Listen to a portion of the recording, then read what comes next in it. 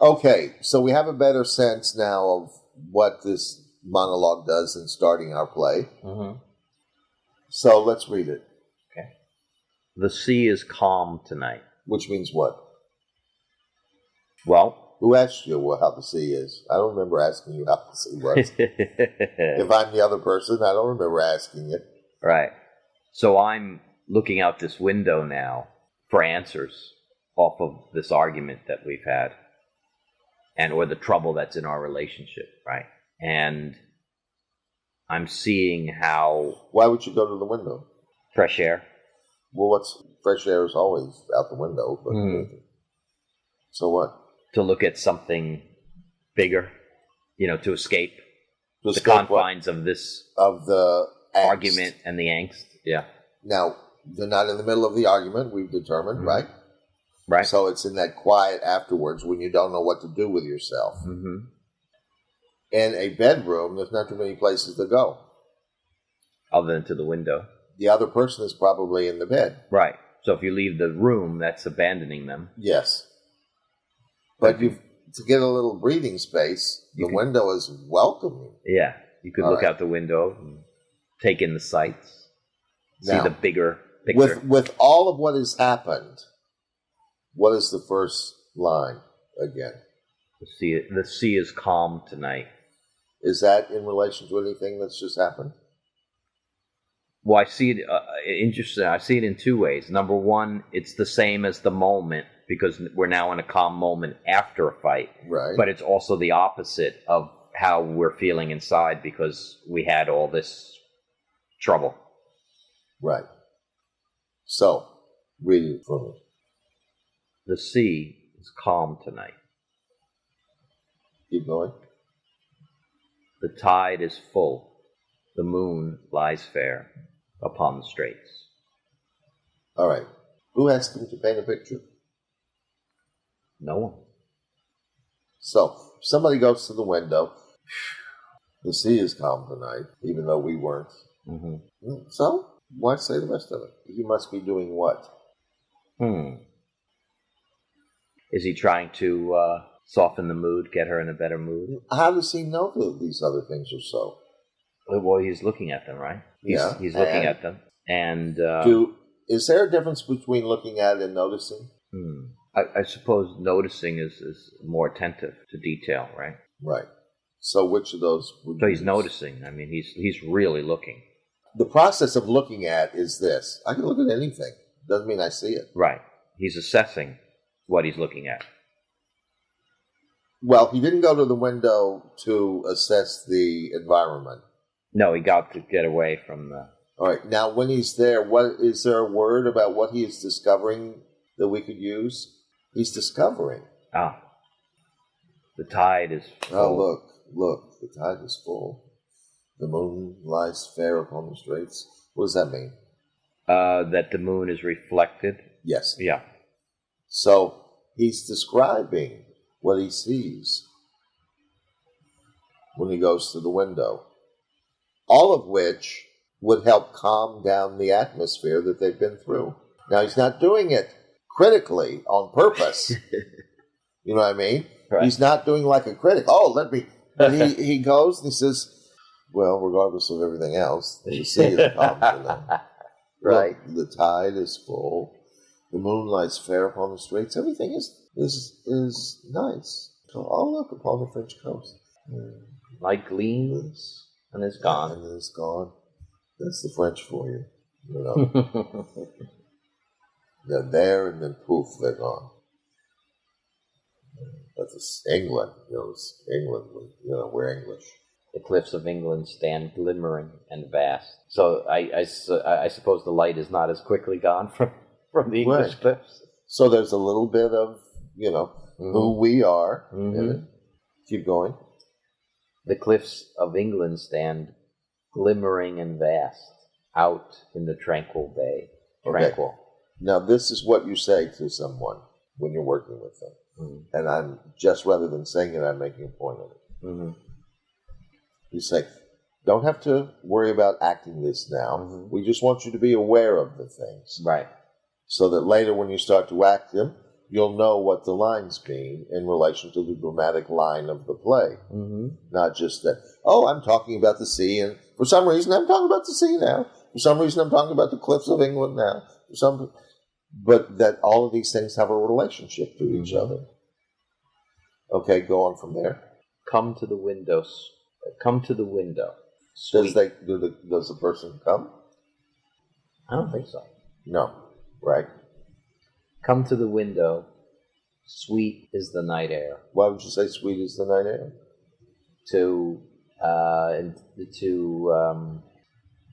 What's the word?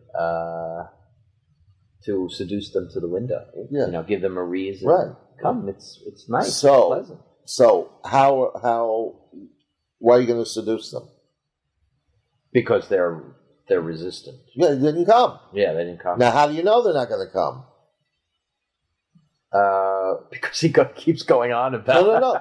But how do you know that when he says come to the window, does he know he or she, whatever it is, the other person's going to come or not?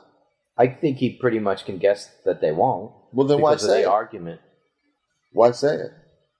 Oh, I see what you're saying. Yeah, you don't know, right? You don't know. So- you're asking them to come. What would happen there? The first is an imperative, Come to the window. but that's an entreaty. It's not a demand. Right. Imperative. Right. All right? He entreats And then the second person. part of it is sweet as the night air. Yeah. So what I'm getting at is the person has to wait and see if they're going to come because they said come before I now try to seduce them. Mm-hmm. You know what I mean? Yeah. So it's not come to the window, sweet as the come to the window, sweet as the night air. Mm-hmm. Let me get you there. Right. Keep going. Only from the long line of spray where the sea meets the moon-blanched land. Only from the long line of spray where the sea meets the moon-blanched land. Okay, so this is an introduction of a thought that's not finished yet, right? Yes. Because listen, you hear the grating roar of pebbles which the waves draw back and fling. Now, in the dramatic situation, when he says come to the window, the person doesn't. He says sweet as the night air. Does the person come then or not?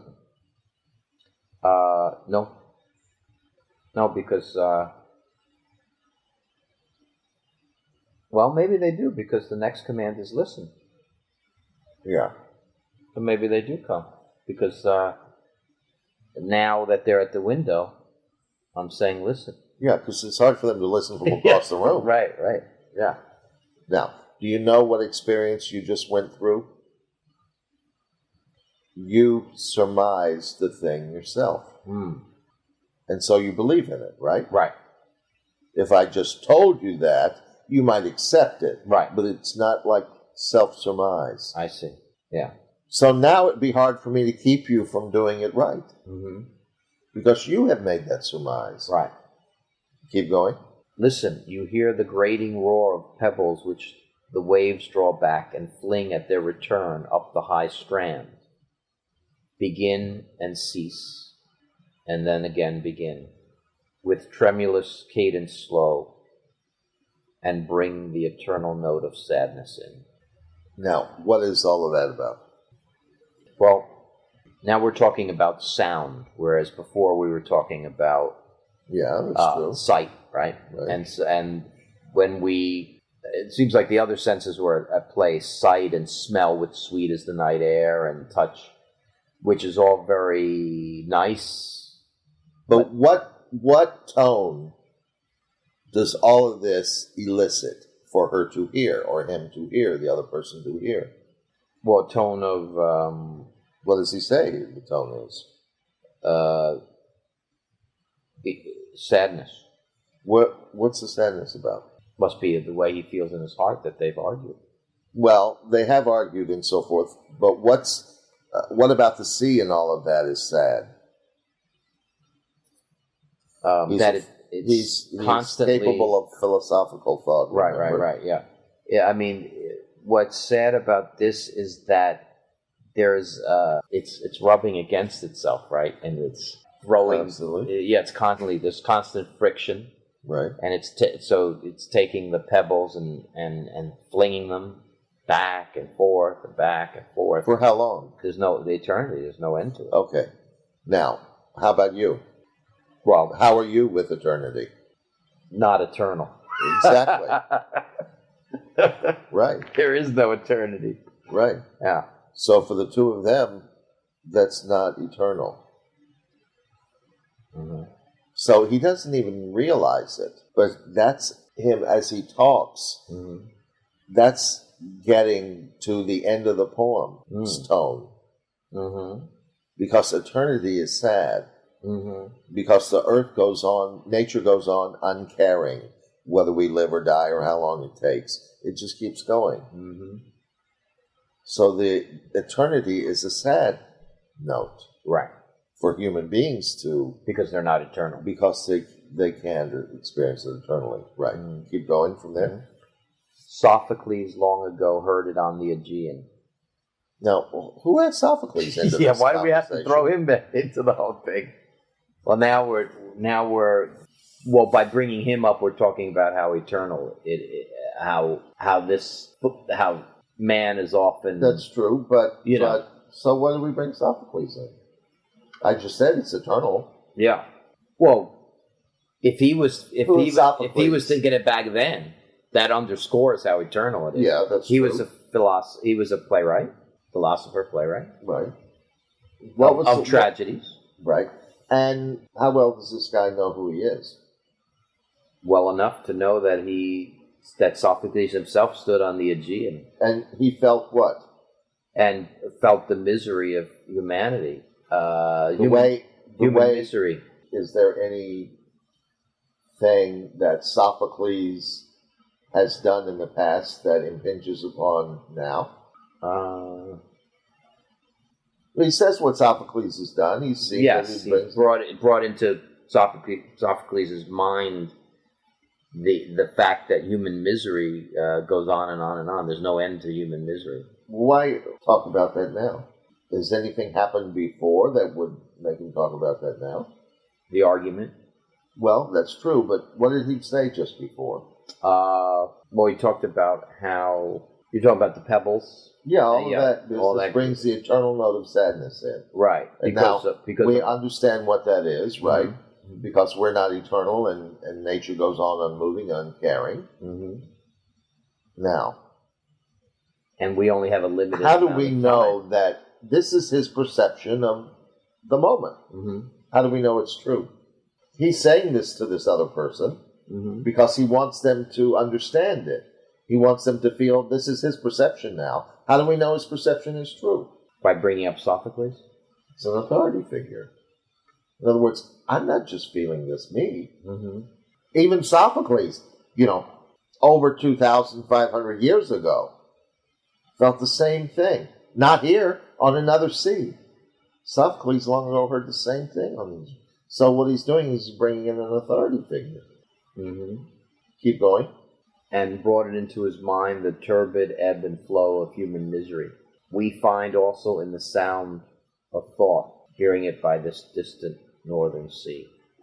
Yeah, we're like Sophocles. Mm-hmm. We also find it. And northern sea meaning the North Sea, where they are. Well, Yeah. English Channel. Yeah. Northern. It's not just true on the Aegean Sea, Mm-hmm. right? So the thought being the thought that life goes on, like nature is eternal. Nature goes on, but life doesn't. But life doesn't. We are. That's a sadness. We are not. We are temporary. Right. We are not infinite. The Or tragedy of humanity that all philosophy and much of art has always had to deal with is life is a brief candle. Flickers for a few moments and is gone. And is gone. That is the great tragedy, isn't it? Right. Yeah. So that I'm feeling it now. Now I bring in a little authority figure, a little Right. evidence. So you see, So sound. We feel the same thing. Right. Even though it's up here. We find also in the sound, meaning the sound of the grating and the turbine. It's the same sound. So when he says Sophocles heard it long ago in the Aegean, that's what he's talking about, the sound. Mm-hmm. Right? Mm-hmm. Okay. And brought into his mind is that same thought. Yeah. Yeah, brought into his mind the turbid ebb and flow of human misery. What causes the human misery is death. Yeah. Okay. So then he says what? We hear it too. Read that again. Yeah. We find also in the sound of thought, hearing it by this distant northern sea. Keep going. The sea of faith was once too at the full and round earth's shore, lay like the folds of a bright girdle furled. What's the sea of faith? Well, now he's using the sea as a metaphor for faith itself. Right. Right. And what faith?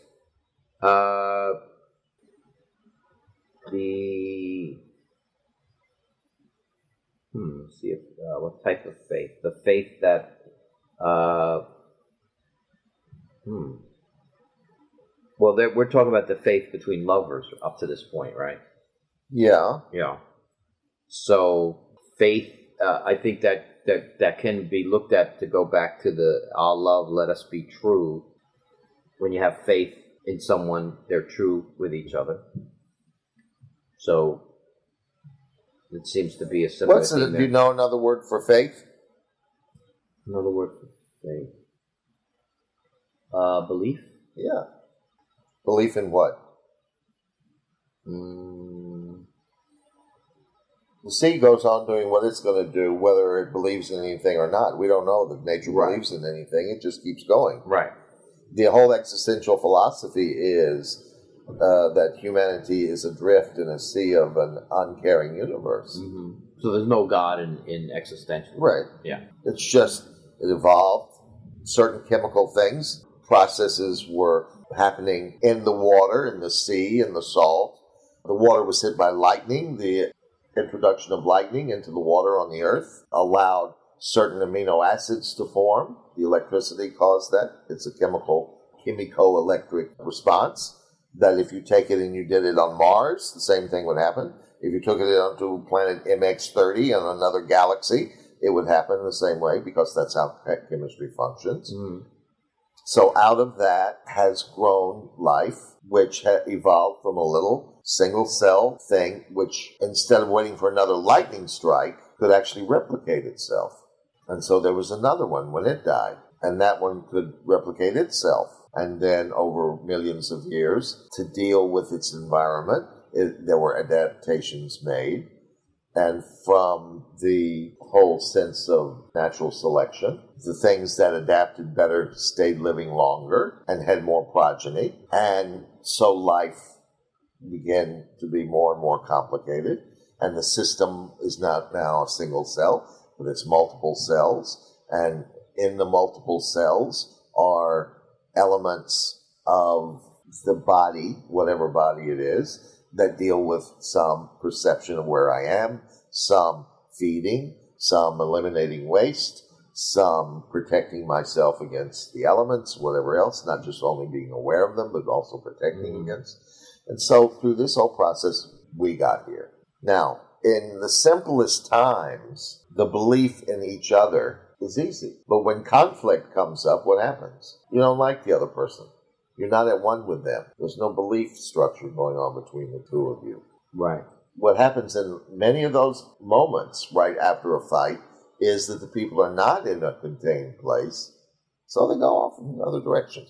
They may call the next day and say, oh, I want to make up, or whatever else. Mm-hmm. Then maybe a week later, or they may just never come back together at all. So what he's suggesting So this is sort of a happier time in their togetherness, right? The sea of faith was once too at the full and round earth's shore, lay like folds of a bright girdle furled, which is a happy image, right? Yeah.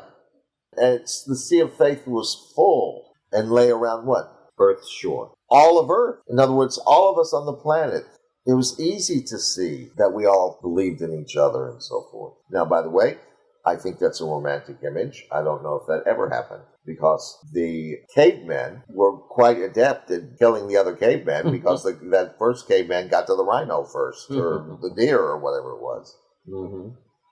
But in the little family itself, there was a belief, there was a sense, and tribes were built, and then cities were built, and then nations were built, all with this sense of belief, faith in each other, belief in each other, and so forth. So what he's suggesting is that certain times in life's history, it's a romantic notion that he has, which also says, by the way, that he's not 35, probably not 30, probably late 20s, because he's still able to have romantic notions, and it's a bit of a romantic notion. Now here what we're doing is seeing a little bit about the character, not just what he's saying. Remember I said before, you find out what a character is like by what he says, and how he says it, what he does, and what others say about him. And here we see that he says something that the sea of faith was once too at the full, and round earth's golden shore lay like a girdle furled. A girdle not meaning the sense that we have now of squashed in, a girdle meaning a circumferential tie of some kind, a belt. Something that holds something together. Yes, right.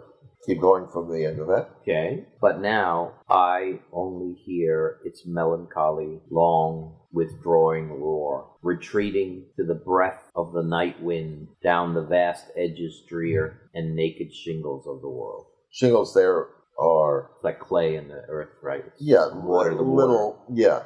They're just little pebbles and stuff that have been worn flat and that kind of thing. So he says the world, people, humanity used to be more in belief of itself. It's not like that now. What has happened by this time in history, this was written in the 1800s, what has happened by this time in history is that... Industrial Revolution. There's been all kinds of things that happen. Science. If this is the 5th century, no. If this is the 1st century, Common Era, already people know that there are other parts of the world that are different from us. Because there was trading already with India and so forth, and China and so forth. What I'm saying is that even earlier than that, people already recognized that there were skirmishes. But when the Persians were fighting the Arabs, and I'm Greek, that's somewhere else. But by this time, there's a much greater sense of the world as a whole. We know more about the world. We know that fighting happens everywhere. The English have certainly been into all kind of wars with the French. The whole Boer War just ended not long before this poem was written. So what he's aware of is that it's not an innocent time where belief is, right? What I hear when I listen, not just to the night and the things on the beach, what I hear when I listen to life is that it's discordant. It's not happy family. Retreating to the breath of the night wind, meaning that the roar, right, is retreating. Yeah. All I hear is this sense of, and then he describes it as the roar going on the wind retreating. That's all I hear. I don't hear the happiness. The sea of faith was once too full, but now listen to what it... Listen, you can feel. It's not that way.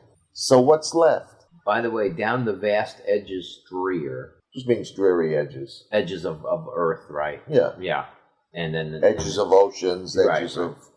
Continuing that image, right? Of the pebbles, the grating roar of the waves from back and flinging. Right. So that's, again, a reference to that. And so that's the end of that stanza. Right. And so what's left is, love, let us be true to one another. Right. So look, there's nothing left.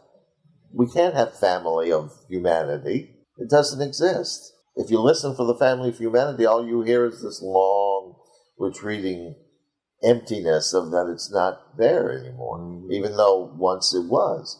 But at any rate, even if it never was before, in other words, even if his romantic idea was only romantic and not accurate, certainly now, the other thing is not a romantic assessment. The other thing is a real assessment. Mm-hmm. What do you get from it? You get this whole sense of, there's nothing left. There's nothing on earth but what? Love. Mm-hmm. Let us be true to one another. That's what that be true means. Right. Right? Because that we can control to some degree. Yeah, and that we can give. Mm-hmm. And that we can see. If we just had a fight and now we're ready to break up, as people do, they hate the other one when they're fighting. They don't love them. I was mad, but I still loved you. That's bullshit. That's what you say later when you do still love them. But when you're mad at those moments, fuck you. I don't care if you walk out the door and you never come back. Please, the door is only 2 feet away. Go through it. That's how you feel when you're not saying, well, I wish you would go through it, but actually I really love you. No, you're angry. You're committed to that. So there is always a potentiality for this bubble to break. And say, oh no, let's don't do that. The whole world used to be wonderful and blah, blah, blah. The Garden of Eden, everything. But now all I hear is this long sense of, I know what the world's like. So that makes me say, look, we're all we got. Mm-hmm. Keep going. For the world which seems to lie before us like a land of dreams, so various, so beautiful, so new, hath really neither joy, nor love, nor light, nor certitude, nor peace, nor help for pain. Where would we get any of those things? Not from the world, but from each other. Yeah. And love, the love Right. that we have for each other. Right. And I guess, and which seems to lie before us like a land of dreams is hearkening back to the beginning of the poem. The sea is calm tonight. Right. But it's really, it has that quality, and he's dealt with that. Yes, so it would be of that. But it was that, what people feel, what people talk about. Just believe in yourself and you can get what you want, Or when you're young, it looks like the world is your oyster, We can have a family and it'll be, you might have Down syndrome kids. Oh, sure, yeah. You may have kids that are born dead and the mother die in the birth process. Mm-hmm. You may both come down with influenza. Somebody could have, So this whole sense of youth is, the world's going to be my oyster. They think the world is our oyster. Now, by the time they're this age, they're not so crazy. They see that the world actually really has none of these things that we think we're going to get from the world. mm-hmm. So certitude and peace and all that we can only get from each other. Mm-hmm. Because what we are is really, the last thing is actually an existential statement. We are is on a darkling plane. Right. Existential in what sense? We're floating in, there's nothing here to help us. There's nothing there. Nature goes unmoved while men die always. So the earth doesn't give it to us. Nature doesn't give it to us. The only thing we can do is give it to each other. Mm-hmm.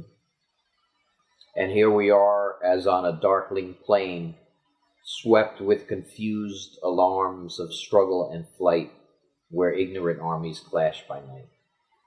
That's what the world is like. By the way, why, just for curiosity, not a big point, but why are the armies ignorant? Well, because they're in the dark. That's true. And so they can't see. Right. Right.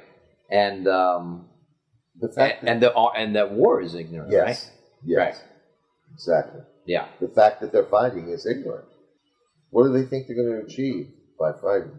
You kill somebody else, and tomorrow somebody else kills you because his fellow battalion member is going to shoot you. So It's pointless. War is pointless, and violence begets violence. Right. Right. So that's where we are, honey. Mm-hmm. We ain't just because we're in love and young. We don't have a bed of roses set out for us. So it's up to us. So it's up to us to make our own bed of roses. And that's not easy. Now let me ask you this.